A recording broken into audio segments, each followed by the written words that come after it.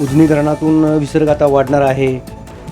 उजनी धरण हे आता 100% हे भरलेलं आहे आणि पाण्याची आवक ही वाढतच आहे. त्यामुळे आता धरण प्रशासनाने भीमा नदीपात्रात आता विसर्ग वाढवण्याचा निर्णय घेण्यात आलेला आहे. काल रात्री 27 जुलै रोजी रात्री 10:30 वाजल्यापासून उजनी धरणाच्या सांडव्यावरून भीमा नदीपात्रात पाणी 40,000 क्युसेस पाणी हे सोडण्यात येणार आहे, असे प्रशासनाच्या सूत्रांच्या माहितीवरून समजते. आणि पुढील परिस्थितीनुसार हा विसर्ग वाढवण्याचेही स्पष्ट संकेत प्रशासनाने दिले आहे. त्यामुळे भीमा नदी काठावरील नागरिकांनी विशेष दक्षता घ्यावी. कोणीही नदीपात्रामध्ये उतरू नये. तसेच नागरिकांनी आपली जनावरे व इतर शेती साहित्य व इतर वस्तू तात्काळ सुरक्षित ठिकाणी हलवाव्यात, असे प्रशासनाकडून आवाहन करण्यात आले आहे. अशाच महत्त्वाच्या अपडेटसाठी आमच्या महाराष्ट्र न्यूज चॅनलला सबस्क्राईब करा, लाईक करा व शेअर करा. धन्यवाद.